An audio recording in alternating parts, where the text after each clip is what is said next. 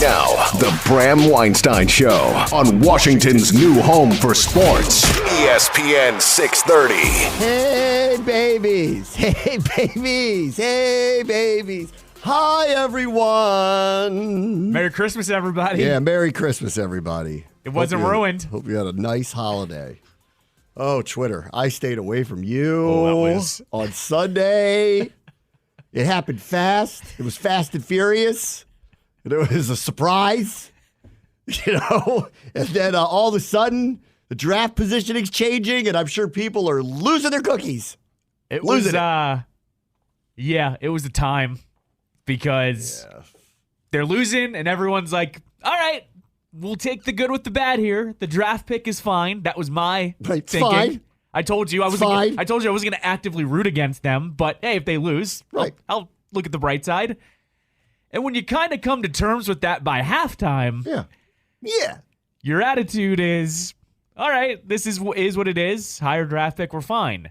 Then when Brissett comes in, Twitter melted down in a way I haven't seen before. This team was just saying something. Okay, so when they were playing the Rams, and he came in, I don't know. He hadn't played all year, so I didn't know.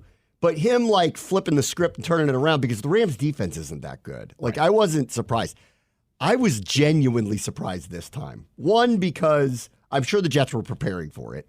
Two, their defense is way better than the Rams. Mm-hmm. So I didn't really think that would happen. I was really actually pleasant. I know nobody's hear this. Pleasantly surprised that happened.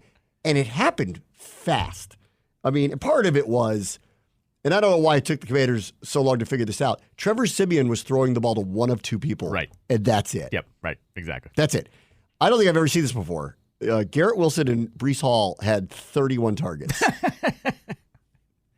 That's some high volume. 31! That's some high volume there. So for all the, why don't we get Terry the ball crowd, go get Trevor Siemian. He will throw it to him on every play. It's actually It was amazing. It's the flip of Heineke. He's not down there somewhere. He's there. Not okay. He's there. Just go to him. I think if they get in the huddle and he goes, where are you going this time? All right, I'm going to throw it there. Right. Where do you want to go this time? What if it's double coverage? Don't worry about that. That's right. That's what I'm going to do. I'm going to do that. Breece, go where he isn't. Yeah. Break. Ready, break. Right. I mean, the game should have been over when they were in the red zone and threw that pick to Cody Barton. Yes. Really, that's when the game should. And then it wouldn't have mattered, but then that didn't happen. And then Brissett came in and they scored real fast. And you could feel it because it's like, this guy's a turnover waiting to happen, Siemian. He's a turnover waiting to happen. So I was surprised how fast it happened. Mm-hmm. And then when they got the lead, oh, Nelly. Oh, boy. I stayed away from social media because I'm like, I know what's going on in the world. And I don't want to know what's going on in the world. Oh, but it was also... And then Zerline's lining up for a 54-yard. So this is no sure thing. It's a 54-yard field goal. Correct. Albeit, for the first time, and I've been in that stadium a million times, there was literally no wind. And it was the first time I've ever been in that stadium where there was no wind at all. That's right. Yeah. That place is a wind tunnel constantly. There's seagulls that don't go near it because it's annoying. Anyway, you were saying. I already lost my train of thought. This is what it was. This is what happened on Twitter. It was an unraveling.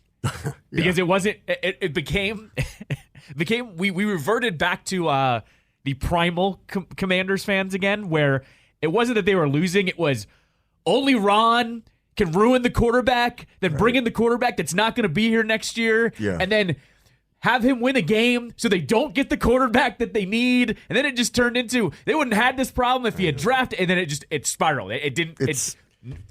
I know. Everyone has done a great job compartmentalizing all year long. I know. But it turned into this happened because this happened because this happened because this happened, and everyone was losing their minds. It's QAnon. QAnon. That's a good one. I like that one, actually. Because this year has been this one's a confusing one. This one's hard to describe. I never see anything like this. Right. Where they started the way they started, then they played the Eagles toe-to-toe. Then they had maybe the most unusual, weird performance I've ever seen. And then from there, it was impossible to guess what they were going to do. And then it totally spiraled. The spool was just unraveling from down the street. I think it was by the middle of the year I went, well, our defense is broken and it's not going to get fixed, unfortunately. It's not going to get fixed. let's see what the offense does. And then that one has now gone in a direction that's really rough. And that is cratered within the crater. I should check Twitter now because Ron Rivera is having a press conference, and I'm assuming the first thing he said was who's starting at quarterback, and I don't know what he was going to say. He said he was going to announce it. I'm sure he's doing that today. He didn't have, obviously, a Monday press conference because it was Christmas Day. Right, so right. I don't know if you see it or if it's started yet. I don't yet, see it, and I didn't get a notification yet, and even Keim tweeted something along the lines of, we might not find out who the starting quarterback is this week. Get out of here. That's what Keim said. What? Saying basically if they would need to discuss it with the guys, the quarterbacks. Not sure we'll find out the starting quarterback today. The players are off, but Rivera's having a press conference. Right. What? I don't know. Okay. I don't know. All right. Well, let's just. I don't think I was reporting. I was kind of speculating. Well, let me explain something to you. He's never just speculating. Right. So that's not a guess. Okay. All right. Well, maybe Ron. He is holding a press conference right now, right? I haven't gotten a notification, so I don't know what time it's happening at. I thought that was at 3:00 today. Maybe I'm off. I don't know. I'm Christmas brain right now. All right. Okay. Let's talk about Hal. In my opinion, I do not believe he should start these last two games. It does give the Commanders a better chance to win. For the QAnon people out there, that's not something I'm sure you want to hear. Right. But I also believe, and a couple people have said this to me, you want to give the guys out there a reason to be competitive and stay in it. Yep. And it's not fair to them if you put a quarterback out there that right now doesn't look like he's mentally there to go. And I don't know what's happened here. Is it accumulation of hits? Maybe. I was worried about that early in the season. Is it some lack of success in recent weeks? Is he not shaking off the pick sixes maybe? Is it all of it? Is it the constant hammering of, are you the quarterback of 2026 and beyond? Right. It could be some of that. I want to talk about that a little bit. I've been trying to talk about this for a few weeks. I don't like that messaging. I've never liked it from the get-go. I think this team needs to get into the present, stop worrying about the future so much. And they put, I believe, a little too much undue pressure on somebody. I know everybody wants him to be the guy, but you can't keep saying it over and over and over. Yeah, I think, and then at some point, if he makes a mistake or two, you don't want him to think like he's letting everybody down or all that type of stuff. That's not where we want to be. And, and then so what is it? I don't know. Have the defenses, they've watched enough of him that they've kind of glommed onto him. I will say this. And the players often will truth tell in answers.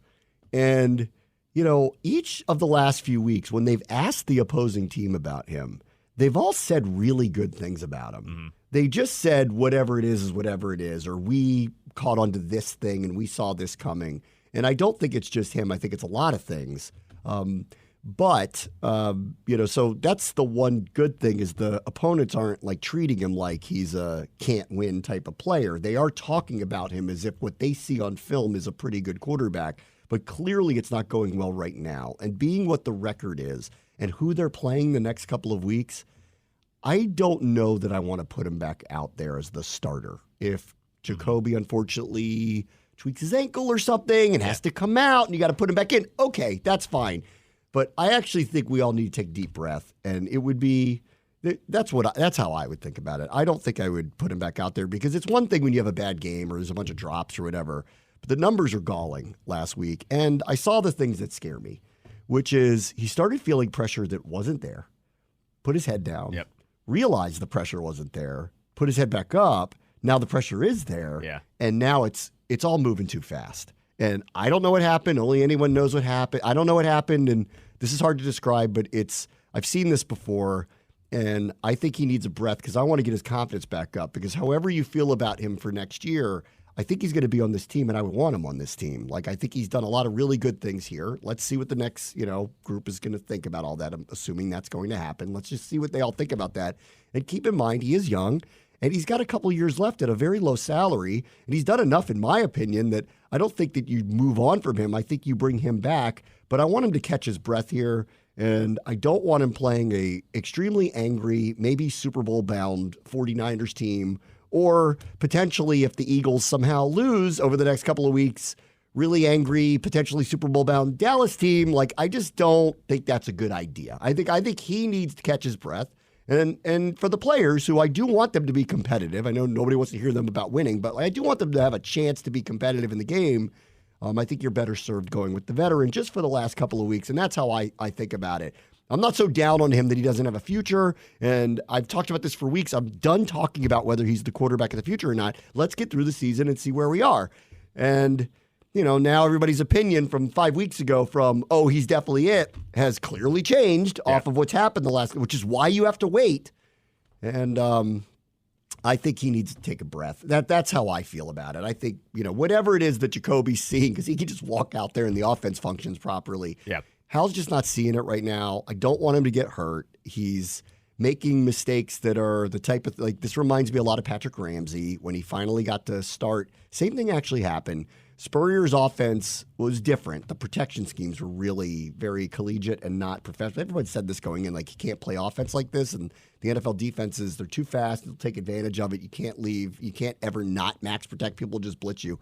And Ramsey was pincushion. And by the end of the year, he looked like he was scared to death. Yeah, right. And in this case, Hal is trending in that way, and I don't want that to happen to him. I thought what Jacoby Brissett said after the game was really great. Yeah, I saw that. Really great. Mm-hmm. And I really appreciated that. And I did appreciate that he said, this is the point in his career that if he can just take a breath, you're going to realize you can put the work in, you can get to the other side of this. But right now is going to be, as he described it, the worst time of his career. And that's why I don't think we need to make it worse at this point. Let's call it a year. Let's let Jacoby handle the last couple of games. Hopefully nothing will happen to him, no tweaked ankles or anything that forces him to go out. Let's play these last two out. And then let's bring Sam back in the offseason with whatever other quarterback is here, whether it's Brissett or a draft pick or another free, whatever. And let's give everybody a breath and start over, because I don't see the point of putting him out there to start again. I actually think that would be a dangerous thing to do, especially off of last night with the 49ers. Now all of a sudden, the one seed is very much back in play where they have to win again. I don't think I want to. I just think he needs a break for a week or two. Let's get to next year. I would go as far as in making him inactive for this week's game. That means Fromm would have to come up. Right, who's been, on the team now for a couple years. I think I'm okay with leaving him as the backup to show that you haven't lost your I would say you haven't lost your confidence in him. I would say activate him for the Cowboys. Give him a breath. But no, I would say though, give him a real breath though. Maybe. Give him essentially give him the week off is what I'm saying here. And then come back next week for the Cowboys. And I don't know, because Fromm, you don't think is your future. No, of course not. And because of that, Brissett, though. I know, but but if Fromm is the primary backup, then he gets the primary backup reps in practice on the just in case Brissett goes down and you have to put him in. So that's why I think I want Hal to go through the week as he would in any other week, preparing to play a game. So that's why I wouldn't do that. Okay, but that's just me. But I wouldn't start him. But we'll wait and see what happens. But I just wouldn't. It's gotten bad the last couple of weeks. Let's give him a break, okay? And I'm not down on him like he doesn't have a future here. I'm not in the same way that I wasn't, let's give him a 10-year, $350 million contract 4 weeks ago, like some people were talking about. You got to chill out, give it a second. Things change really fast. Go look at Baker Mayfield right now, who's having a rejuvenated season. Go look at Kirk Cousins, who's was up and down early in his career, and then all of a sudden he's kind of taken off, and there's others that have gone the other direction. A lot of people in New York have the same conversations about Zach Wilson, where they're like, you know what? There is a lot of talent there. Just calm down. Give him a chance. And you never know. He might end up getting to the other side. What I'm nervous about is his confidence being what's clearly shaken right now, to the point where he's making unusual decisions that he wasn't making early in the year. And I think it appears to me that there is a bit of subconsciously, I don't think consciously, but subconsciously, I think he feels like he's going to get hit all the time. And because of that, he's not going to make good decisions on the field for himself or for his teammates. And that's why I don't think you could start him. And that's why I just want to wait and then see you in the spring at OTAs. Sure. And then let's see who's the coach, see who the coordinator is, and then let's talk about it then. The one maddening thing that I will unpack from the game is what the Jets players were saying afterwards when they were talking about Howell and Brissett. They basically alluded to Howell was always dropping back in the first half. Then they started running it more in the second half, and they were basically saying the balance threw them off because they were pinning their ears back from the beginning of the game until Brissett came in and they realized they were running the ball. That's one of the most maddening things, because we've literally been talking about it all year long, about how They do not run the ball really ever, but when they do decide to run it, it's too little too late every single time. And like, I don't know, man, like Bieniemy just seems smarter than this, and I don't really understand I haven't understood it all yet. Where the disconnect is, because it's just, even if you, every offensive coordinator, we've had how many here over the last 20 years that you've covered, at some point when it's not working, they all reset. Right. Like they all at some point will go. Ron would go in the middle of the year. We're going to run the ball. It's not even Ron though. It's Ron. It's Jay. It's Shanahan. It's all of them go. We need to simplify things. They go to a quick pass game, or they just start running the ball out of base sets. Like it happens with every single team because the complexities are no longer there when you do stuff like this. Right. You go, guys. Okay, we're going to have a heavy run load this week. Mm-hmm. You tell the offensive lineman early. The running back doesn't have to know 8 million things. The quarterback doesn't have to know 8 million things. Yep. Let's settle down. And if we get them to back off a little bit, we can run some play action. Right. And, I don't know. All year, or especially early in the year, when they were like 70-30 pass, and it wasn't really working. He had some pretty good numbers, but they weren't really winning, and they weren't scoring a ton of points. And everybody was like, why aren't you running the ball? You have a really good stable of running backs. Yes. You have a really good number one running back. And Chris Rodriguez has showed he's actually good. And your offensive line clearly is not designed to be a really great pass blocking unit. Yes. Like, why are you doing this? And they never really answered those questions. Yes. And then when it seemed obvious that they should at least make it closer to 50-50. It was like they didn't care that this is what everyone thought they should do. Right. They just ignored it to the point where we had to go to the coach and go, are you okay with this? Yeah. And he publicly said yes. And we were going, really? Because in the past, you definitely were not. Because when we reached this point where you needed the reset and go old school again, you were more than willing to tell us publicly, I think we need to run the ball. Yeah. And when we got to the point where it was so obvious they should, we would say to him, don't you want to run the ball? And he goes, no, I'm fine with the way things are. And it's like they put Hal in some kind of preseason throughout we're just going to do this because we feel like we need to do this. It's like the Haskins thing from year one with him, where they were putting him through scenarios in real regular season games. I mean, I'd like to talk to them about it, because is that what was kind of going on early? That he needs to get the reps doing this no matter what. Right. Well, is that game planning the other team? Is that putting him in the best position to succeed? Is that realistic? Who throws the ball 70% of the time? Exactly. Even the Chiefs don't do that. Even the Bills don't do that anymore. Correct. Nobody does it to that extent. Right. So I never really understood what was happening early as he announced it. Yeah, it's no announcement. It's coming. So I told you. It's coming tomorrow, he says. I told you, because Keim. He's pulling when Keim says that, he's not speculating. He's pulling he pulled a Laviolette. They're working through a couple things, is what Rivera said. They're working through a couple of things? He said, quote, they're working through a couple things. This is Nicky Jabala paraphrasing. In deciding who will be the Commander's starting quarterback going forward, players are off today. Announcement likely tomorrow. What would you be working through? It's your decision to make. It means they probably just didn't tell the players yet. That's my guess. Tell them what? Tell Brissett or Howell. That's what I'm guessing. We were all there on Sunday, right? We were all there the week before, right? Yes, correct. I mean, is this Hal saying don't pull me? I don't know. I mean, if that's the case, you know what? I admire that. Is it Brissett saying I don't want to start against that defense? If it's that, I don't admire that. It could be. I don't see Brissett being that guy. I don't see that either, but I don't know. We're not going to get the real answer to that. Right, correct. Exactly. He's going to come out and say something, but we're not going to get the real answer to that. Right. So, like I said, Keim is never really speculating. Keim is the pope of it. If he says something like that, it means he's not guessing. Right. So they're not going to make an announcement today, which means that they're still thinking about it after those last two games.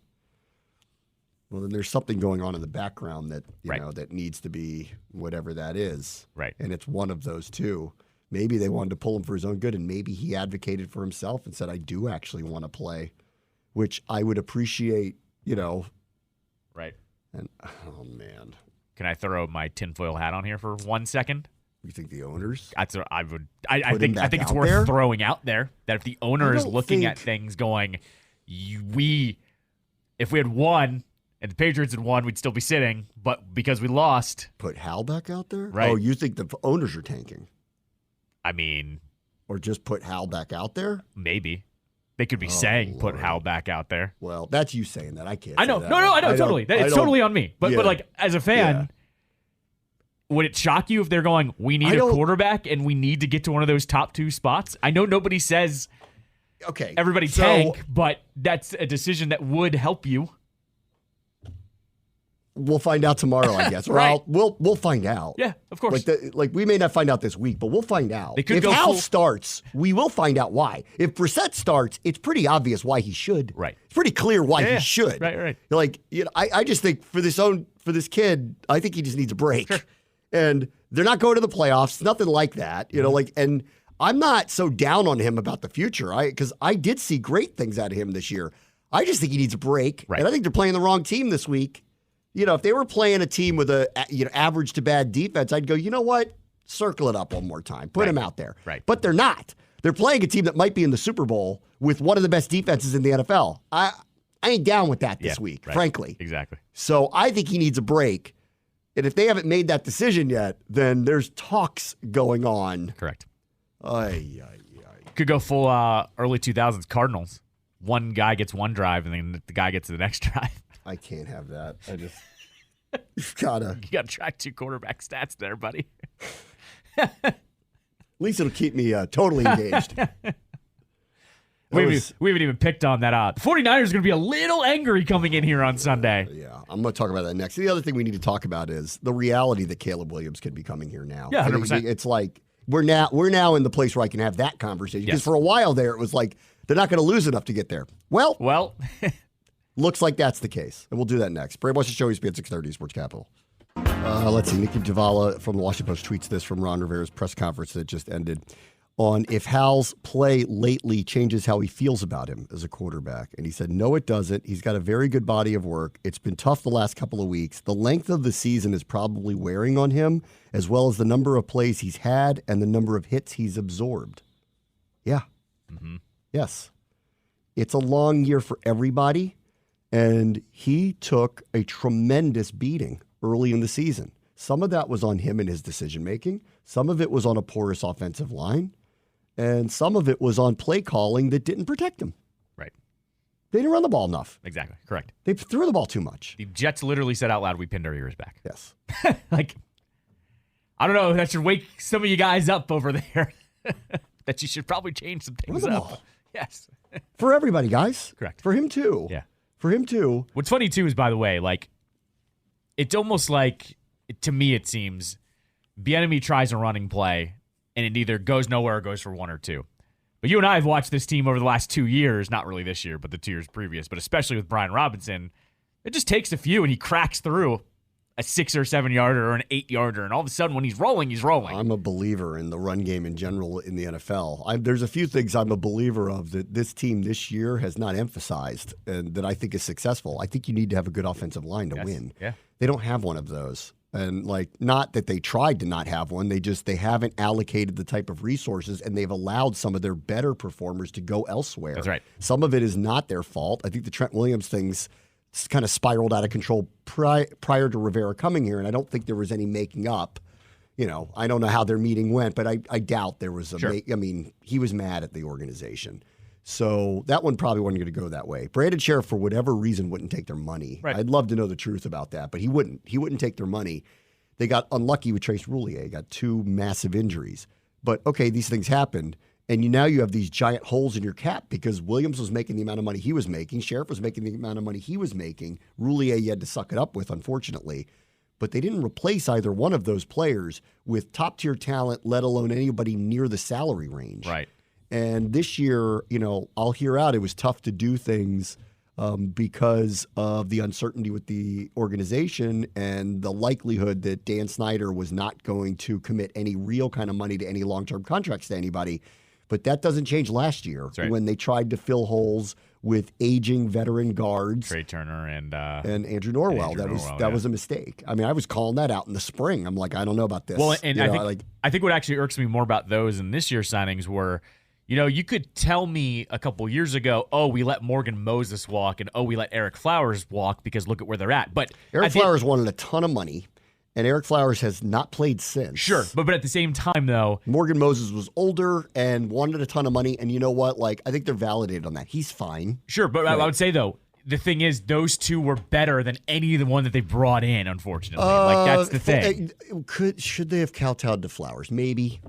I don't think maybe. You negotiate. With Moses, it was older. He had, he plays through everything, but he'd really gotten beat up. Sure. And he went to the Jets and barely played and was off their team. Right, but he's on the Ravens now and he contributes. He contributes, right. But he's not is he better than Andrew Wiley? I don't know. I'd have to watch closely. It's probably not that far off from one another. Okay. So that one I'm not too upset about. Sheriff, they lost. Trent, they lost. One's a Hall of Famer and the other one's a Pro Bowler. They're both first-round picks. Yeah. One's a Hall of Famer. Both of them are all pros. Yeah, and it's hard to – I don't blame Ron and the organization – the new organization on Trent. I mean, that happened before he got here. So that's just unfortunate what happened there. But they didn't commit resources to get top-tier players. This has kind of happened repetitively in a number of different spots. They've needed a middle linebacker. They bring them in, but they won't commit any kind of real resources. So, with Cody Barton, if you told me he was their primary backup at middle linebacker, I'd be like, that's really good. But because he's their starter, right? But then, everybody gets mad at him. You paid him $2 million this year.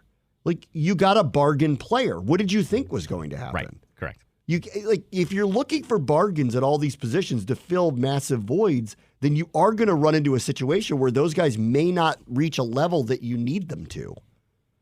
Cody Barton would have been an amazing backup for them. Yes. Right. I'd be like, oh, that guy, if he got on the field, I'd be like, oh, that guy's pretty good. Right. They wouldn't spend to keep Holcomb. Yep, correct. Exactly. They just wouldn't do it. One of their own, by the way. It's not wouldn't do it. Yeah. I said the year before, I go, that guy's on your team. Just pay him up. Just lock him up. Yeah. Get ahead of it. Yep. He's on your team. Pay him. Cam Curl said the same thing. He's on your team. Pay him. Yeah. Get it over with. Nope. Exactly. No. They don't want to pay the going rate for certain people. They do for studs. Like they did for Payne, Allen, and McLaurin. They did. Right. But everything else is, let's see if we can figure out how to do this on the cheap. Which makes no sense, though, because now they have $100 million in cap space. They didn't even use it. It makes no sense to me. I'm confused by it too. And so there are a couple things that I believe that winning football comes with. A good offensive line starts there. At least has to be good enough. And then I think you do run the ball. Yeah. I believe in that. This is still a power sport. It is still an exert your will sport. You still need to be able, short yardage situations, you need to be able to do that. That's why the Eagles win a lot of games. They are capable of doing things in these little moments of the game that either extend the drive, they're tough to stop in these spots. When they're on the goal line, they're very tough to stop. Yep. All this situation, we could parse out all the things that are wrong about them, but I know what's right about them. And in these little situational footballs where games on the line and short yardage situations, and there's a lot of them in every game, they win 90% of the time. They extend drives. Your margin for error for them is lower because of that, because they're capable of doing it. And, in the good old days, and I know everyone wants to talk about the good old days, but that's what we were really good at. Sure. We had an incredible offensive line. We ran the ball. We always had a stable of running backs. Mm-hmm. It went through the years of it. We went through quarterbacks. We went through running backs, too. Riggo was the primary running back of the first Super Bowl years. Then we had Gerald Riggs. Then we had George Rogers. Then we had Ernest Biner. Then we had all sorts of people, like Ricky Irvins. We had all sorts of people that came through. We were able to run the ball. Sure. And this is not something that this year, I'm surprised, because this is why I think everybody came at Rivera initially, was isn't that what you're about? Yeah. And for some reason he went a different direction at a time where it doesn't look like he had the capability of doing that. Young and experienced quarterback, average offensive line that was makeshift, and you threw it out there and said we're gonna run a 65-35, 70-30 pass run game. No kidding, his quarterback took 1 million hits this year. Right. And, now he's saying, the season got long on him. Yeah, that's how I felt, too, the last couple of weeks. I'm watching him. He's not as accurate as he was. And now it's this is why I'm kind of I think he needs a breath. I think the season's just gotten long for him. I think he learned the hard way. And I don't think a lot of players learn this. It's a lot longer than college. It is. Right. It's tough to get through. It's why everybody's so emotional by the end of it. It is a slog to get through. And I can only imagine when you've been sacked 65 times what that feels like. Sure. Yeah. Right. So now, well, we're at number 3. I will be interested to see, are we going to remain there if we have the same record with New England? Because we are playing 2 teams that have really good records to end the season. So is that going to flip the strength of schedule thing by the end of this? I don't know. Like, our strength of schedule is lower, which is why we have the higher pick. But now we're about to play 2 double-digit win teams. I wonder if that's going to flip us a little bit by the end here. If New England wins again, it will matter. But not sure. I'm not sure. I got to look at that. All we need currently as it stands is the Cardinals to win one of their final 2. They're at Philadelphia this week. That doesn't figure to go well. Their last game is Seattle. Right. If Seattle's out of it, then you don't know what you're going to get. Correct. So you never know. And if we get up to number 2, we're picking a quarterback. And if we're at number 3 and they're number 2, frankly, we are the perfect trade partner for either one of these teams, the Bears or the Cardinals. We already are. I mean, the way it's set up right now, even if we land at 3, the reality of us moving up to 2 or 1, I think, is far greater than anybody below us because either one of those teams either want the best tackle or Marvin Harrison, and if they trade with us, that's what they get. That's right. Yep, exactly. So we're kind of in the spot where if we get number 2, I think we're just taking a quarterback and we don't give up any assets. That's right. And if we're at number 3, I am 100% convinced and believe that the right thing to do is to move up to either 1 or 2 and get Caleb Williams or Drake May. That's right. And I think we should be able to do it because you're going to ask these teams, you don't have to drop back to 9, 12, whatever it is. Someone's going to give you 3 first-round picks, but you got to drop down to 10. Or you can take a trade with us, get Marvin Harrison and extra assets and move 1 spot. Or you can go, if you're the Bears, you want to draft that crazy tackle out of Notre Dame? Go ahead. Yeah. Go ahead. The strength of schedule is used with all teams right now, not just the ones they've played. So Washington is 0.518. Yeah. New England's is 0.522. So, but that's using the records right now with all opponents. So most likely that's not going to change that much because the 49ers have a huge winning record. True. And same thing with I'm the just Cowboys. wondering, it's so marginally close, and I don't- we're playing 2 teams with 2 really good records. Is that going to alter by the end of the year? I think don't you'd have know. to have both but of them New England must be playing either Buffalo or Miami at the end of the year. They're playing Buffalo. I looked it up. It's Buffalo and, hold please, Buffalo and the Jets. Okay, so they do have one team that's got a pretty good record. So that probably won't change much. The Cardinals get the Eagles, good record. Yep. All right, so that's not good. Sorry, so that's kind of evened out. Yep. They're playing the Eagles. We're playing the 49ers even. Yeah, but that formula is already using all of the opponents Okay, anyways, so in all likelihood, if the Cardinals were to win a game and Washington were to lose out, they would get the number 2 overall pick. Yep. At that point, the best case scenario is there as long as you like Drake May. Yep. Because someone's going to jump over you. Correct. Exactly. Yep. Chicago's trading out of that pick. That's right. Unless they're taking him. Right, which could also be the case, too, because they could trade Fields. So they could. Right. If I were them, this is a conversation for later, but if I were them, I would seriously think about it. And if for no other reason, Justin Fields will be heading into year 4, which means you got to pay him in a year. Right. Yep. Or you can take Caleb Williams and start the clock over. Correct. Well, and get whatever you're going to get for Justin Fields is going to be at least a first-round pick, if not more. Right. That's what I would do. And that's been the debate with Chicago. I think we played one of the clips. I think Fields is terrific.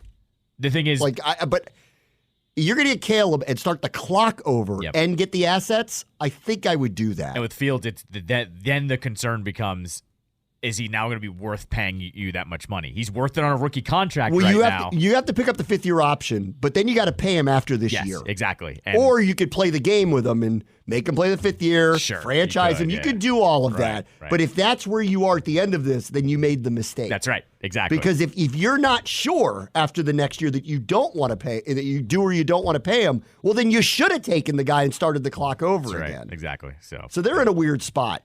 The Cardinals will also be in a weird spot. They could do the same thing. They've already paid Kyler, so they could eat it on dead money and trade him. I don't know what they'd get for him. I don't think they'd get what Chicago's going to get for Fields if they were to move him. But somebody will trade something for Kyler Murray for sure. That's right. But I don't know. He's had a serious injury. Everyone talks about he doesn't do his homework. There's a lot there. He's short. They're going to hold that against him. Of course. Yeah. I don't know. That one. I think Fields, they'll get nice offers for him. Kyler, they'll get offers, but I don't think it'll be as high as you think it would be. Right. I'd be surprised, actually, if you got something like, I can't turn that down type of thing. There'd be a lot of teams lined up to take him. I'm looking at his numbers. And if we're at number 3, frankly, with either one of them, if Chicago decides to keep Fields and move down, if Arizona decides to keep Kyler and move down, well, then you want to move down with us. Right. You get Marvin Harrison. Yep, right. And for either one of them, how's that not a win? No, of course. You're going to get assets and this guy who looks like he might be a Hall of Fame receiver. Right. Why wouldn't you work with us? Yeah. So us getting Caleb Williams now is very much a possibility. Of course. We clearly aren't going to get the number 1 pick. Green Bay almost made that really. I even said it during the broadcast when Julie said, like, did the scoreboard. She was like, it's 30-30. And I went, what? Because, like, if they knock them off, right now we're one lucky break away from all of the sudden staring down the best of all scenarios. That's right. We just take him and don't give up anything. That's right. Exactly. Wonder what his dad thinks about all this at this point. Because I'll be interested to hear what he says. Yeah. Because now it is within reason to think Washington will either get him or attempt to. Yeah, 100%. Why wouldn't they? Yep. Right. They're too close. Mm-hmm. If we were picking where I thought at the beginning of the year we'd be picking, there's just no way. We'd have to give up 4 first-round picks to do it. Not at number 3. That's right. Or number 2. With 2 second-round picks, too. Like, you can get this done and wash it in 1 year. I got to tell you, if we somehow get number 2, because Arizona, say, beats Seattle, because they might be out of it. Like, they beat, like, that game's going to mean nothing to either one of them. What if they beat them? And we get number 2. I mean, if I'm Chicago, I trade down with Washington. Yeah. I would take either May or Caleb if I'm them and take the extra asset and just move down 1. Yep. So I think this is very, very, very plausibly real at this point that they could either just get him or definitively try to. And then we have to have the whole entire debate. If they are getting him, it's another local kid that comes here. Yes. Will it all work out? Yes. You know, that's a whole different conversation, but I think it's what everyone's tentatively thinking. I watched him play football at USC, and let me just put it this way. I liked what I saw. Hot take over there. Hot take. Hashtag analysis Hot over take. there. I liked what I saw. So might see some purple Gonzaga jerseys in the crowd at that point. You might. I might wear one. I have a couple bootleg DeMatha Chase Young jerseys in my closet, so don't make them. I don't know. We'll see. But that's where we are. All right, let me take a quick break. Bram, watch the show. ESPN 630, Sports Capital. Okay. We'll wait to find out if Sam Howell's starting tomorrow, I guess. Need to work through a few things, says Coach Ron Rivera today. Yeah, he pulled the Laviolette. Working through some things in the room. Working through some things. Okay. Well, stay tuned, everybody. Find out. Meantime, in other things... All right, I got to play this Bradley Beal thing, which I think most of you have probably seen by now and heard. I mean, it's holiday weekend, man. I don't know. A lot of this stuff fell through the cracks. I wouldn't say that. So recently, Ted Leonsis, along with the governor of Virginia, Glenn Youngkin, announced an intention, if they were to get legislation passed, to build Tedland over in Potomac Yards near National Airport. That's where the Capitals and Wizards would have their training facilities and a new stadium. So they would move out of Washington, D.C. Our first prominent Wizard or ex-Wizard has weighed in on this. I haven't heard from Gilbert. I haven't heard from John Wall. I haven't heard from Antoine. I haven't heard from Karan. We've heard from KD. On this? Oh, yeah. Let's get to that. Let's play Beal first. Okay. So Beal, I don't know if this was an interview or he just taped a video. It looked like he just taped a video. He was with Mark Spears. Okay. I guess they were doing a sit-down, like a legit sit-down interview because the video is like nice and he's clearly dressed nicely and at a house or something. All right. So here's Brad's reaction to that news. DC, dude, there is no moving to Virginia. Like, what is that? Ted, we love you to death. We understand what you want to do and trying to do. But you can't take the team out of DC. There's just, it's Chocolate City. We need as a league, we got to keep that. Like, DC it has to stay in DC. Now, the money, listen, that's out of my hands, it's out of my controls. I ain't got nothing to do with that. It wasn't Hopefully for a time. Mary Bowser can work something out with you. I don't know. I hope the team stays. I think it's good for the city. I think it creates a little bit of a problem. It's just my personal opinion if it moves to Virginia. I mean, it's probably similar to how people felt when FedEx Field moved to Maryland. I mean, it's a tough thing. I think we just got to get everybody back to DC. Just rebuild RFK Stadium, rebuild Cap One. Wow. Just keep it in the city. We can make it happen. They can make it happen. Okay. So he doesn't give many real reasons why, but But he's insinuating. Listen, he's it's a prominent voice to say it. Correct. He's insinuating the same reason, though, for all of it, though. It's that we just all know what's going to happen to the city, to the vibe, and he hit it on there. I think it's why people are freaking out a little bit. It's like watching what happened to the Redskins back in the day. Like, people are, freaking out a little bit because they saw it happen with their favorite team. I know, but that's, football's different. It's a different animal. It really is. It's 8 dates. Sure. It is. Right. I agree with you on that. With a basketball team or specifically a baseball team, like where there's a tremendous amount of dates and it kind of becomes part of this area, becomes a thing. Right. Not that I don't, want the atmosphere at FedEx Field or wherever it's going to be the best NFL atmosphere we can get, but I almost think it matters less where it is. Right. I do. Because it's an NFL game day. It's a spectacle. A Wizards game, even if they're good, don't laugh, even if they're good, it's not a spectacle. No. If they have a star and they're good, it is actually. Okay. I think you and I talk about it all the time. Gilbert Arenas was good for 2 years, really, and that place was sold out every night. And it was like... When MJ came back, it was bonkers. So I think, let's not forget, it does become a really big deal when they're good. It just hasn't happened. So that's Bradley Beal on it. What did KD say about it? So here's KD. KD's the other side. Other side. KD was asked about it, and he said, I think it would mean everything to the city. I think they're still going to be DC's team. VA is right there on the border, so I think fans still will be able to have access to the team and come to watch the games. But a better venue with more activities around is only better for the city. So I'm looking forward to that. Washington sports have meant so much to our community. I'm just glad that they're still around, glad that they continue to keep building. It's one of those times.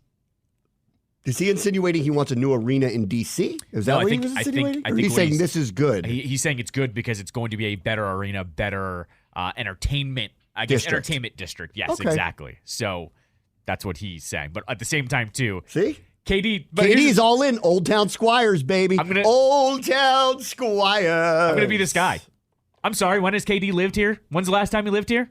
I agree. When he was in 8th grade? He had every opportunity to come play here, too. Correct. So I actually, Ted's probably and I tried to get you to come here probably every year for the last 10 years, and you didn't want to do it. Per usual, we like to claim who we want. Or at least I'd hope he's been trying to do that. Right. Per usual, we like to claim who we want that's from the DMV, and yes, Durant's from the DMV. In this case, though, you're not from the DMV, so that's where I kind of draw the line. I don't know. He's spent a lot of money here. He's got the facility out in Prince George's County. He did grow up here. Remember, didn't you like the Manders tweets? There was a lot of Manders tweets. Let me know the last time KD attended anything at Capital One Arena. Capital One Arena? Well, as a fan or a concert goer or Good whatever. Question. I don't know. I'm going with I've never seen him there.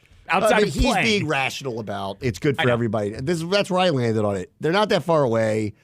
It's good for them. I know nobody wants to hear that part, but it is. I understand what they're trying to do, and I think the city is at fault for a lot of it, honestly. Tinfoil hat. Again, I'll put it back on for this segment. He's a little too nice there. I feel like he's wants to be part of an ownership group? I feel like they've asked him, when it's all said and done, come sit down with us, and we'll still welcome you into the fold, is what that sounds like. I'd like to see him play here for a little bit first. Okay. Meantime, predictably, Woj, by the way, on Christmas Day. Can I say one more thing about Brad? I take it all back with Brad. Oh, you like that he did that? Off of that clip. Take it all back. Did that? I don't know. I mean, I didn't hear a very good reason. It's okay, but he's still he planted his opinion. Planted his opinion, but he doesn't do that much. I agree, but the whole I don't think you should leave DC, and here's why. He forgot the here's why part. Yeah. He just kept clapping his hands and going, just don't do that. Right. And I'm like, because he knows he doesn't want to piss off Ted. I guess. Ted gave him a lot of money. He's not going to disparage him, nor should he. I think that's the right but call. I mean, we'll say why you don't think they should leave the city. Right. That's not disparaging Ted. That's just, we could have the ethical conversation about why you don't think the team should leave the city and not be personal about Ted. Sure. Yeah. If they're going to give Ted $2 billion, what do you think? He's not going to listen to that and not going to take it? Right. He just took money from a Middle Eastern country. What are you talking about? Of course he's going to take it from Glenn Youngkin. What are you talking about? Yeah. All right. Predictably, Christmas Day, Kevin woke up upset. Dude, I called Kevin's people told Woj. I said this to you a month ago. I said this to you a month ago. Yeah. Woj goes on Christmas Day and expresses how concerned Kevin is about what's going on with the Suns because Brad hasn't been healthy, barely. He's barely played. They have not had all three of them together at all. Yep. Their record stinks for what they are. And he's, he wants to win. And everywhere he goes, it all blows up in different ways. And he's very upset now. Kevin's upset. I knew it. I called this a month ago to you. I said he's going to ask for a trade before the deadline. That would be hilarious. It's happening. This is the start. This is the NBA. He did it on Christmas Day. This is the NBA. Because it's the day. Yeah, right. This is the official start of the season. Right. Christmas exactly. Day is the day. Typically, there's no NFL. But on Christmas Day is the day where you get everything out It's there. theirs. Yeah, exactly. Oh. I called this to you. Woj's language was he feels like they're running out of time this year. Like, get me out. Because Beal's not coming back for at least a couple more weeks. That's right. And as everyone said when they made the trades, and I don't know how they would, they don't have a bench. Yes, exactly. They don't have a bench. But how would they have these players end a bench? They couldn't. They had to get rid of it. They gutted their team to make this happen. And if these guys don't play, they're going to be average at best. Right. That's all. Period. So, Koulibaly, Denny, Kispert, Kuz for KD. You want to trade our guy, huh? I'll give him all of them but the French guy. But Bilal, yeah, I'm with you on that. I can't do that yet. Yeah, I know. But I'm just saying. I'd think about it, See, that quote was really friendly towards Ted. I'll give do they want Poole? Poole, Kispert. That would be hilarious. You need the money to match. What does Chris call Gafford, the landlord? For him? Sure. You can have him? Have him. What else? I don't know. What else do they want? Name it. Besides Bilal. Jimmy Davis. You have Jimmy Davis. DNPs every night anyways. Yeah. You have the whole team, but Bilal and KD. That's what I want. And then KD will come here and go, I don't have a bench here either. But everyone will show up and watch him, though. He's the god here. And everybody be very nice to you from the media. Correct. First of all, there's three people. They'll fawn over you. Right. Fawn. That's right. Ben Standing will fawn over you. David Aldridge will be so happy. That doesn't cover the Wizards. Candace will. He will now. Candace. It's Candace. Oh. David Aldridge. Josh Robbins. She'll stop those Wizards bra articles real fast if he's here. Yeah. Savior. I think that's it. Barry will go out there too because Barry always covers the big ones. So Kevin and Bilal show. Yeah. Kevin and Bilal show. The Kevin and Bilal show. Yeah. Predictably, he's upset. Right. Yeah. So you think this is leading to it's happening? Here's what I was getting This new owner's going to get rooked into doing it. Well, here's what I was What'd getting at too. Would you trade him for? Yeah. Here's what I was getting at too, though. In the NBA, this doesn't just ever stop. It always continually escalates. It doesn't. Right. This is the best part. This is the third or fourth time he's done this. Yes. So that's why that happens yesterday. I'm like, oh, it's happening because 2 months from now, when oh God, I'd hate that. I mean, I love it. You know what I mean? That I would hate that because it would work so well. But this is what happens though. He goes there, they win. They're depending on what they give up, but right. He goes there, they win. But that's the best part about all of this is that'll take down the Celtics. Watch. Maybe. They're on the cusp with them anyway. Right. And they're not nearly as good as them. And they're on the cusp with them. You put KD out there healthy with that Heat team, the majority of it, because you have to give up something, but the majority of it, that's a good Eastern Conference Finals right there. That's a real good Eastern Conference Finals. With this, though, too, what? You think they're going to turn around in time for the deadline? No, it's not going to happen. No, because they're injured. So the ball is rolling. He knows this. It's not going to stop. The Boulder and Indiana Jones. It's incredible. Right. It is. You're not stopping it. Where's the standings real quick? Let me see. Phoenix currently is not in the playoffs. They're not even in the play-in thing. I'm telling you, he's gone. They're 14 and 15. To get to just to get to a play-in. Forget the play-in. I mean, that's like a game. Yeah. But just to get to the top 4 seeds is a hot run. That's all it is. Okay. They're only 3 or 4 games back of Sacramento, who's the 4 seed. Okay, but still. So it's not like it can't happen. Of course it can. There's plenty of time for that to happen. But they need to all play together because their bench stinks. That's right. And so you're also, though, now here's what's going to happen, too. You can't load manage with any of them. Right. Because they don't have a bench. So they all need to play. They have to play. Almost the whole game. They have to play. They're going to break down regardless. He's getting traded. I'm telling you. He's going somewhere. I don't know where, but he's getting traded. I mean, this is a Pat Riley special. He already struck out twice, which is rare. Yeah. He couldn't get Lillard. He struck out. Watch. He goes and gets Durant. Watch. Because if that Ishbia guy, he can't send him to anybody in the West. Because if you do that and they go and win, you're going to be like, what? All the Suns fans are going to be like, what? Here's the thing, send him to somebody in the East. You have to. Here's the thing with Riley, though. His trade packages haven't been nearly that good, though. That's why he's missed out. It's not from negotiating. It's from like... Well, he doesn't want to give up his good people. Right, which everyone's going, Guy, welcome to the NBA. Maybe Ishbia likes Tyler Hero. He's been trying to move. He's been trying to move him to somebody. I don't know. All right. Be right back. Bram Show, ESPN 630 Sports Capital. All right. Let's go through NFL Week 16, which finished yesterday with a triple header on Christmas. Wow. Let's start on Saturday. So every time Mike Tomlin is threatening to go below 500, he then circles the wagons. I was on that one. Turns it back around. Yep. Mason Rudolph comes in, looks fine. George Pickens tried and had a really big game. Tried, yeah. The Bengals, Jake Browning, actually had big numbers again, 325 yards passing, but a bunch of interceptions. And this is one of those, yep, you could have seen it coming. Pittsburgh's at home. They win late.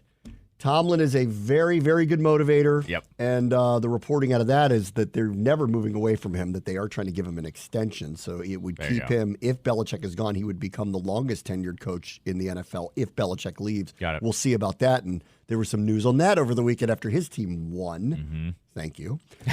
Doing that. Anyway, Pittsburgh wins, and I guess that really shouldn't have been that much of a surprise. They were so kind of woeful for a few weeks there that I picked the Bengals, but I wasn't surprised. Yeah, the normal rhythms are, I wouldn't be surprised if they figure out a way. I literally said to you, Tomlin does this. When the noise gets the loudest, he somehow calms everyone down. I think it also shows his players have his back for real. That too. Yep, exactly. They're like, oh, you're talking about him now? Right, okay. exactly. And I think it's very possible, not that this is an answer for them long term, because it obviously isn't, but Mason Rudolph might be the best of the three quarterbacks they've had on the roster the whole year. Yep.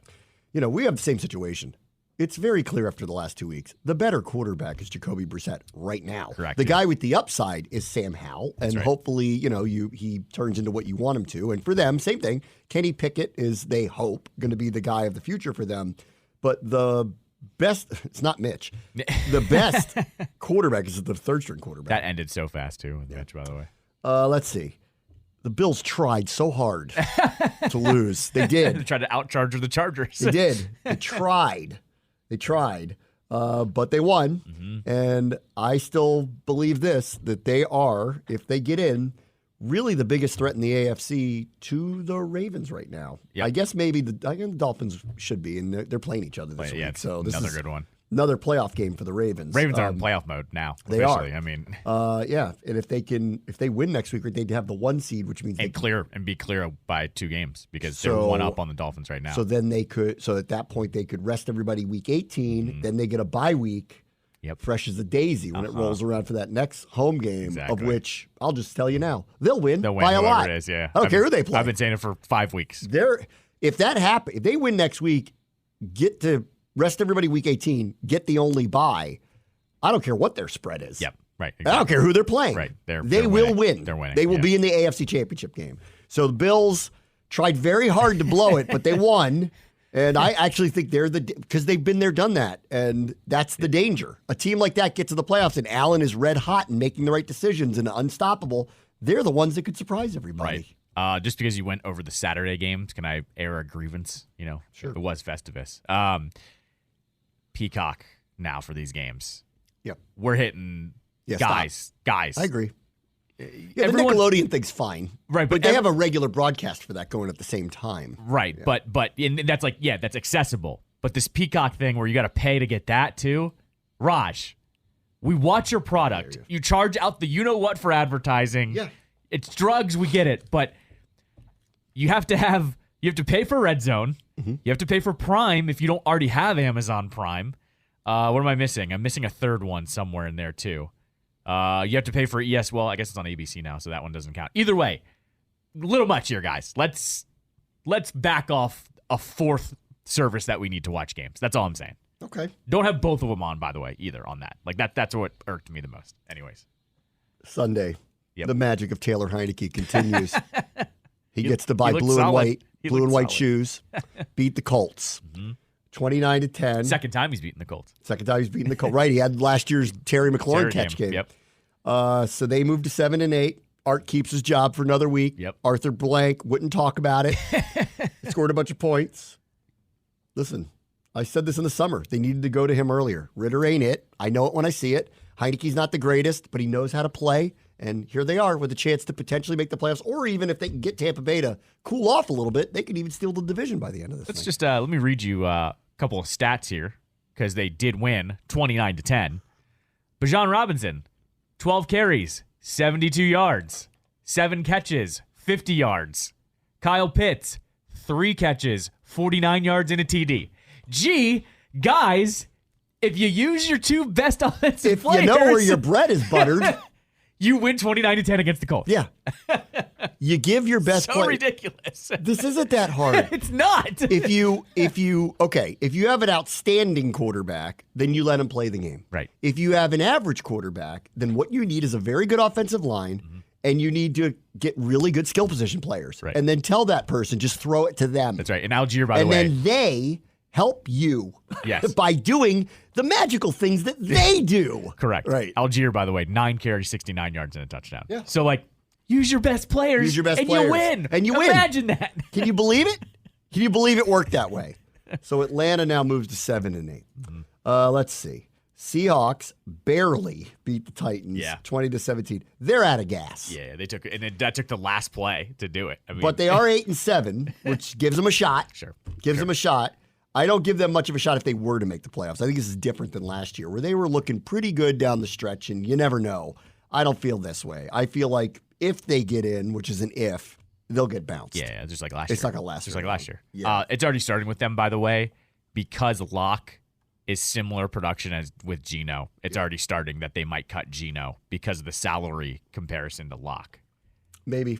That it's just they're both the same guy essentially, and why would you pay more to have him on your Maybe roster? they trade up for Caleb Williams. Oh God, don't talk about that. Let's see. Lions win the division for the first time since it's been called the NFC North. That's right. They had never won it under the name NFC North before. It's been 30 years. The locker room scenes were actually amazing. I don't know if you saw the clips. Dan Campbell calling up all the players who'd been there for a while. Yep. Everybody was crying. Jared Goff started crying.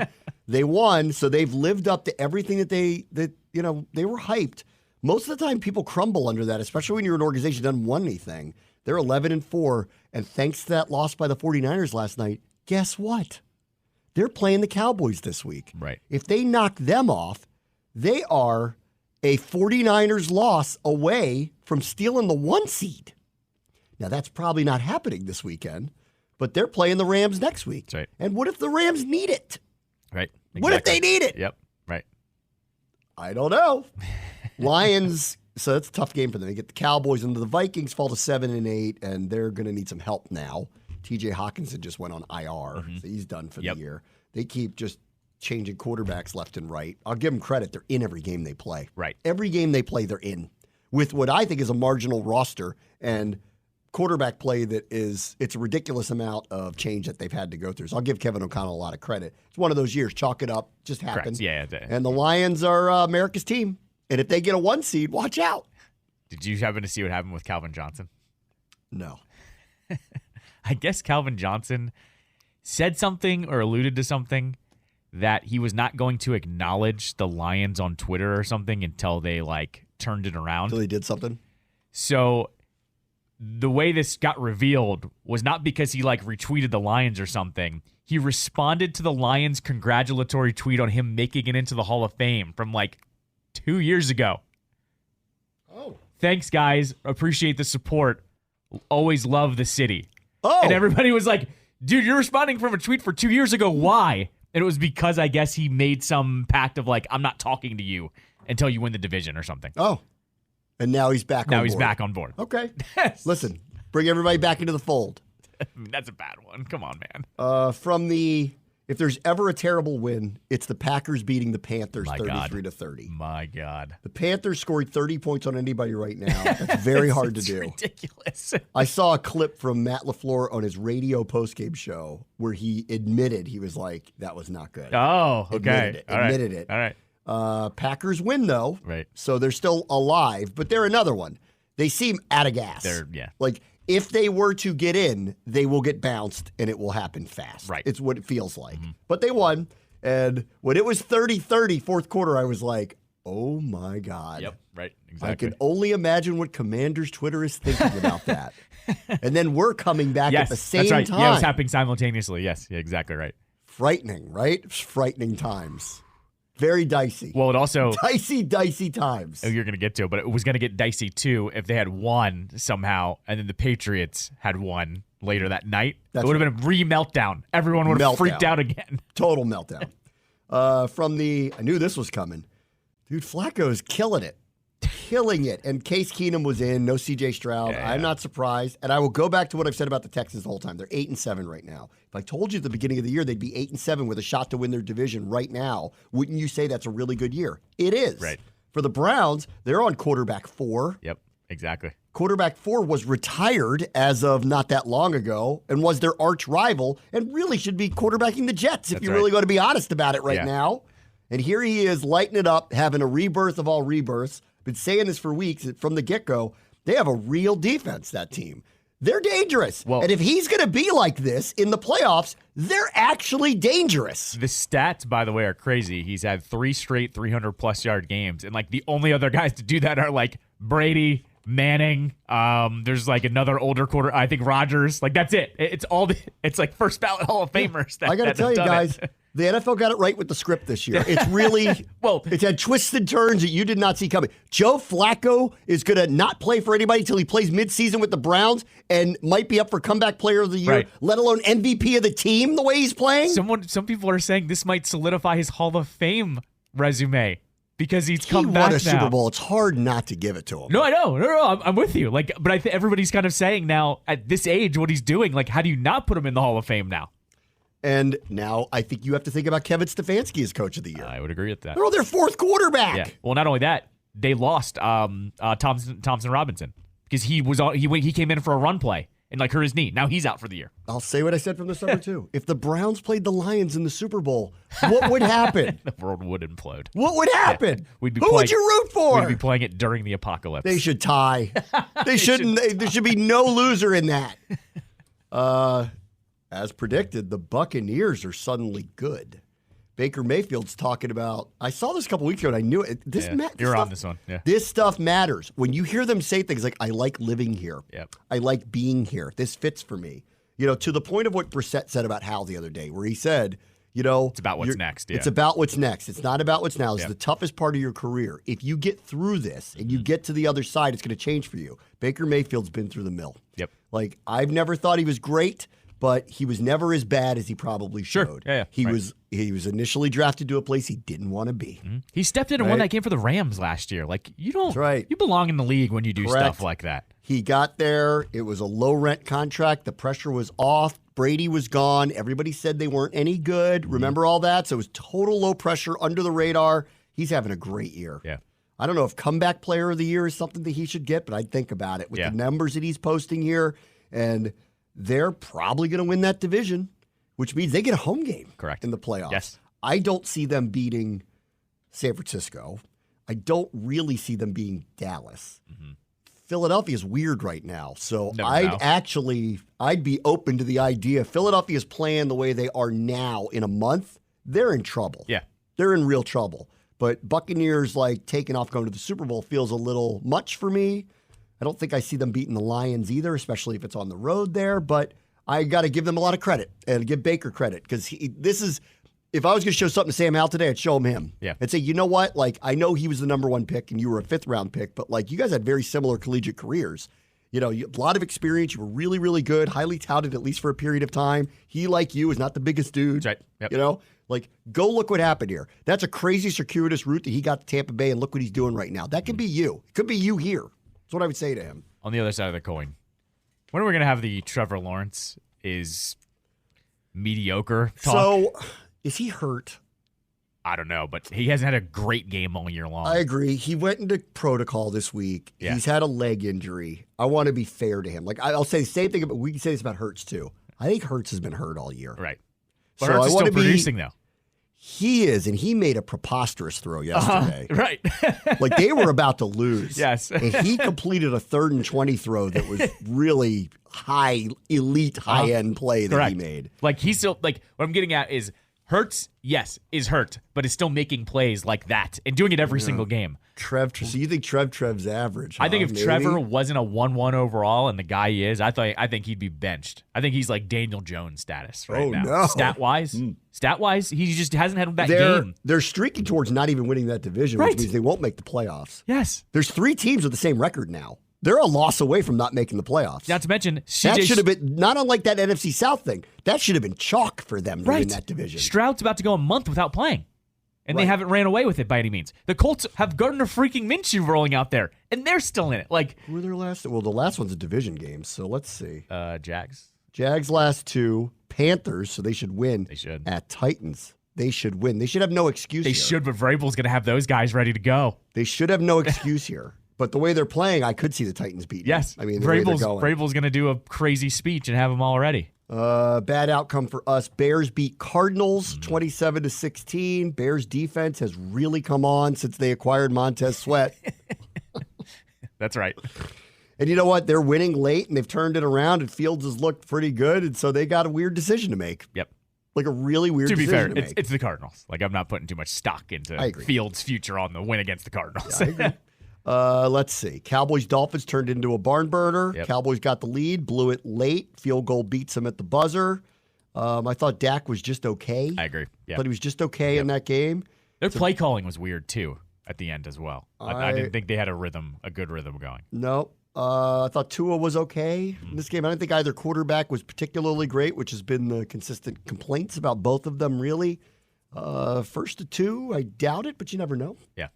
Never know. I agree. They're amongst the handful of teams in there that are going to make the playoffs from their respective conferences that if things go the right way, you never know. Yes, exactly. So who knows? Yep. But let's see. Great outcome in Denver. Patriots somehow score 20 third-quarter points. Then the Maryland guy kicks a 50-something yard field, which in Denver is a whole different situation. Yeah.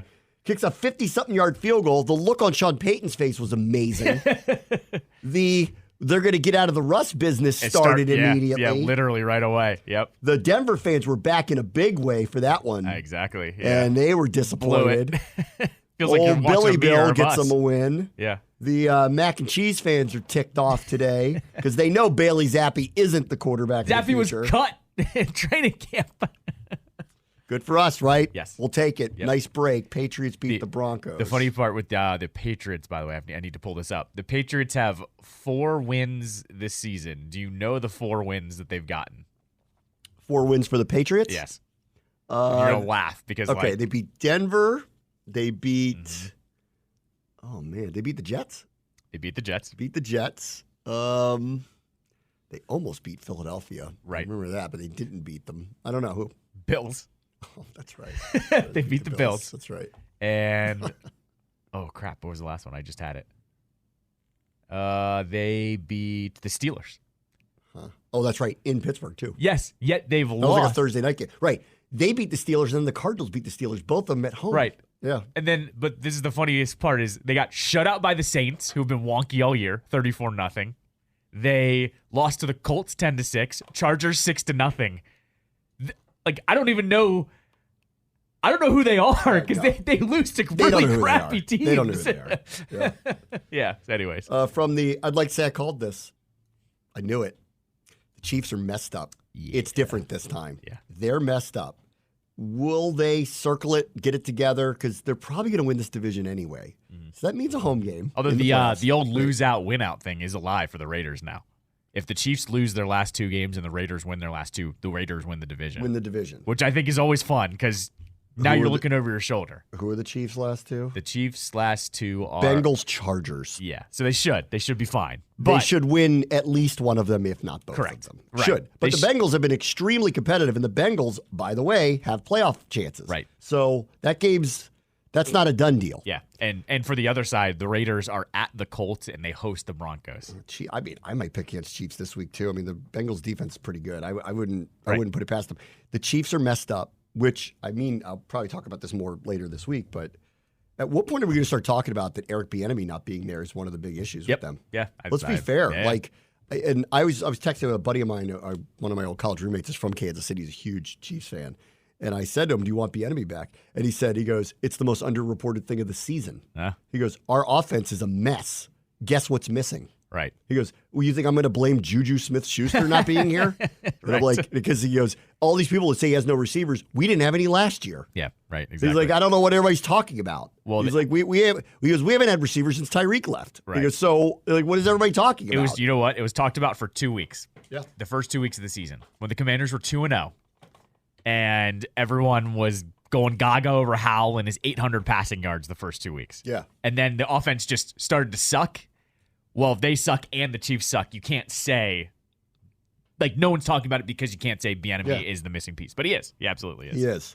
I wonder if he'll go back. I think it's got to be a good possibility. It's got to be. Yeah, because I don't think he's getting a head coaching job off this. Like, I mean, I don't know the relationship, but I heard all the things Mahomes said about him. Yep. Travis Kelce brings him up unprompted on their podcast all the time. If those two guys went to Andy Reid and said, we need him back Yeah, here. right. Exactly. Well, you think they're not going to do it? Yeah, and totally give him will. the same title he has here? Right. By the way, everyone needs to stop with the Chiefs are 3-4 since Kelce and Swift started dating. Can we not do this again? She is a problem. Yeah, because Travis Kelce's the problem with that offense. All I'm saying is, it was fun to make fun of Romo and Jessica Simpson back in the day. Yeah.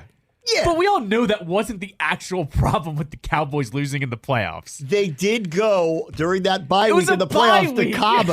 It was a bye week. It's the middle of the football season. It was a bye week, though. Listen, I had to have a nice, robust conversation. And Trav went to Argentina or whatever. I had a robust conversation with some women recently about how we're just done with Taylor Swift. And they were like, why? And I go, I'm not against her being part of the NFL. That's great. I'm glad she showed up to this stuff. It's too much.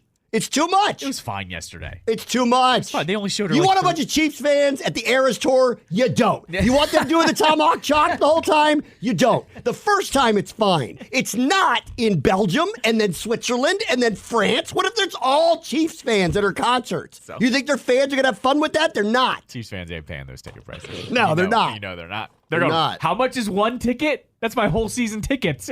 I'll talk about the Eagles and the 49ers-Ravens next. Brady, watch the show. ESPN 630 Sports Capital. I'd like to ask the reporter who asked Brian Daboll a couple weeks ago if he thought Tommy DeVito was Tom Brady, what he thinks about that question today.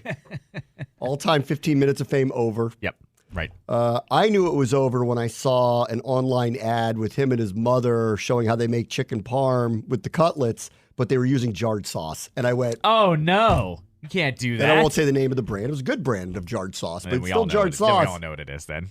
You know, three letters. Correct. Yeah. We So- all know what the goat canned sauce is these days. So, but I mean, if you're a real Italian family, Yeah. hey, it's Feast of the Seven Fishes. We're not doing this jarred sauce stuff. Get out of here. It's not Jersey, but it's Jamie Lee Forget Curtis about with 4 it. different Yes, sauce things going. that's right. And yeah, it's nuts. Come on. Let's get out of the kitchen. Yeah, that's right. All right, so we're done with him as agent. We're done with the whole thing. The family, the gestures. We're all done with all that now. Jordan Renan, who's filling in this week on ESPN Radio, made a really Who was on the air for a marathon 5 today. hours.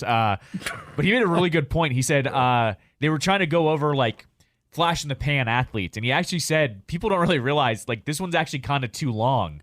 Like it was a month. Yeah. A lot of guys will have one game or like a week or two, and we talk about it, but not a month like this guy had. I had Anita Marks on last week, and I thought she had a really rational view of it. She goes, he's trying to win a backup job here next year. Yeah, I think that's perfect. She's like, perfect way to that's, put it. like he might be the backup here next year. She cause you don't know a Tyrod, and I don't think they can move off of Jones. I think they're stuck because they gave him the contract. So It'll be cheaper than Tyrod. Tyrod, I'm sure, wants to move on. DeVito's going to make minimum. Yeah. And if they feel comfortable enough with him and he's the backup, then he's the backup. Right. The Giants, boy, the Eagles. That second half kickoff was hilarious. Oh my God. That was hilarious. Oh man. Hurts made a couple of huge plays. Yep. Otherwise, that thing was unraveling on them. And just the look of the people in that on Christmas Day there, the looks on their faces was amazing. The Eagles just aren't playing very well. I'm not surprised they won. I don't think anybody should be surprised they won. And because they got away with some early in the year, because their schedule is relatively weak here at the end, they may end up with the 1 seed. I mean, that's a distinct possibility. Like, they're probably going to win that division. Right. They probably are. I mean, they just got Arizona at home and the Giants again. They ought to win those games. Although, off of this, I bet the Giants show up and play them hard. Now, will they beat them? Sure. I don't know. And Tyrod's going to play the whole game. So They might. That might be a little Week 18 surprise, honestly. Little stress, yeah. Maybe. But, like, I can't see Arizona showing up there and beating them. I can't see that. Right. So the Eagles are very fortunate with what the schedule reads like here. They may be the 1 seed or at least a division winner, but I don't think anybody who's watching them could be very confident that they're going very far. That said, maybe they play Heineke in the playoffs. Who knows? It might be something like that. I don't know. Do you want the SI headline, which is written by a real human? I checked, by the way. The SI headline from yesterday's game. Something felt off in Philadelphia Eagles locker room despite the win versus the Giants. Yeah. Then did you hear what A.J. Brown said? Did you see his quote? No. Okay, here it is. A.J. Brown's having a great season, by the way. Every game, he's in it, right? By the middle of the year, he was an MVP candidate. Correct. The usually talkative Brown didn't want to talk at all. I was taught that, this quote, I was taught that if I have nothing good to say about something, to not say anything at all. I'll take the fine if I have to. Oh, no. They beat their division rival on Christmas in front of their own fans. This is the most miserable 11-win team I've ever seen in my life. They may end up with 13 wins and they're miserable. Right. Why are they miserable? What are they miserable about? I guess, honestly, maybe it's a double-edged sword for them. Maybe they just know what it takes because they made it to the Super Bowl last year, and maybe they just know they don't have it. Even though they're 11-4, they just feel when they have to tighten it up in the playoffs. You saw the Inquirer piece last week, right? That described them as like, it is the most miserable 10-win team we've ever seen. Yeah, right. And they're openly admitting it. You and I called it a month ago that they were like this, though. They're acting weird. And you and I talk about it every week, how they'd be winning, and Brown goes to the sideline and starts screaming at them to give him the ball, yet they're up 21-0 on every opponent. I don't get it. I really like. Maybe the Giants do beat them in Week 18, and then they'll flame out of the playoffs fast. Because if Dallas wins the division, they'll flame them out. I mean, they're going to win this division now because Dallas just lost. Yeah. They could lose again this weekend. I mean, the 1 seed's in play for Detroit now, so they're going to show up and play. They could lose this weekend. Then all of a sudden, the Eagles are going to win their division and what? Lose to some also-ran in the playoff? Like, is that going to happen? You know what is actually going to be the most telling thing? It's going to be what Roseman does. Because Roseman's never shied away from being like, that's the problem, I need to fix it. Whatever they get bounced, and they're getting bounced. Right. How are you 11-4 and miserable? Right. And so this is going to be something where I'm going to be really interested to see, like, what's the first move Roseman does? Does he fire a coach? Does he make a trade? Like, because you and I have watched it happen with him. He knows he has his pulse he has the pulse of the team all the time. I wonder what he's going to do, because he's got to be looking at this going, hey, guys, I have all the pieces, and you guys aren't doing it. What's interesting here, too, is there's something else that's about to happen where Jason Kelce and Lane Johnson may both retire. Yep, right. Kelce feels like it's going to happen. Yeah, I agree, too. I think he's going to be like... That is going to make a massive difference in their team. When they don't have that offensive line, like, it'd probably be a good one, but it's not that. Hall of Famers on it. Well. Every primetime... Let's see. Every primetime broadcast has gone out of their way to say, yeah, it looks like Kelce's going to retire, but we watch him, and he can still make all the plays they need him to make. Like, he's the reason why they do the tush push. Like, that's him. Like, oh, man. Al Michaels with the Kelce brothers in the booth on Thursday Night Football. No, come on, man. Kelce Cast. They're going to put that Kelce. Amazon's going to get exclusive control of that New Heights podcast, and those guys are going to be on Thursday Night Football with Al. That's right. And Kirk gets to go home back to his beloved college football. So you're saying no. See, like you're saying, I think it's gonna be separate broadcast.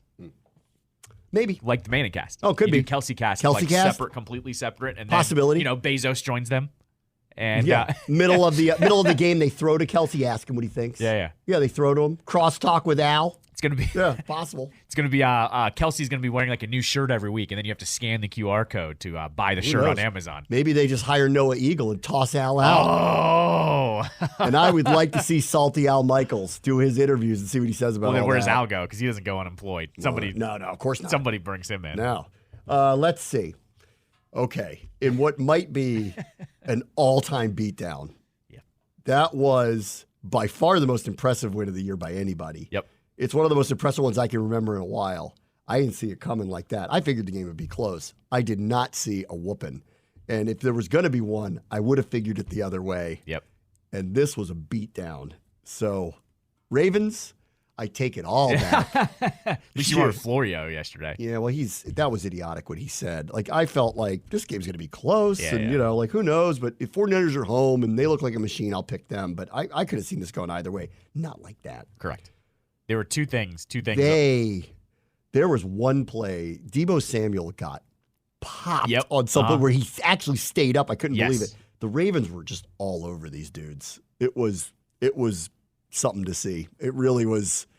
It was one of the most dominating performances of a really good team I've seen in a long time. There were a couple things to unpack. One, that Kyle Shanahan stat is nuts. You saw that? No, which one in the was fourth quarter? Kyle Shanahan, since being the head coach there, 2017, I think was his first year as head coach, or 2016.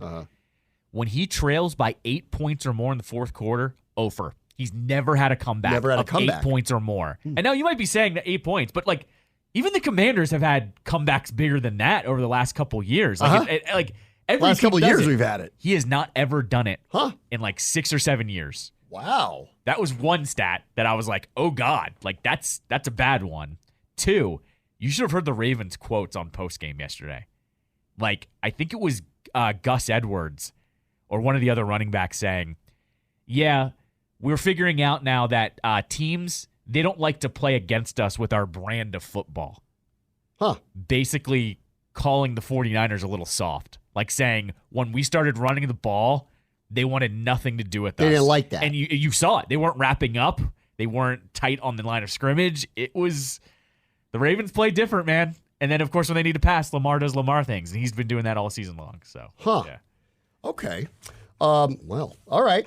So that was amazing. One quick Christmas story I want to tell you about that's Ravens. Sure. Ravens. Oh, that's right, related. hon. That's right, hon. So yesterday, this is convoluted, but my niece's husband's parents invite us over. It's where you go for Christmas. It's where I go for Christmas. Where we celebrate. They do a lovely, lovely job with Christmas, so we get to spend it with them. Huge Ravens fans. Are from Baltimore. Okay. So they were pumped up. Purple Zubaz, camouflage pants. All of it. They had all of it. They had all of it going. They had all of it going. Jerseys. So my niece, grew up, in our family, big Commanders fan. My niece's husband, so I guess it's nephew-in-law, whatever. Big Ravens fan, right? But very respectful of one another. Okay. Sure. So they're different conferences. At the end of the day, no matter what you think of the other franchise, they're different conferences.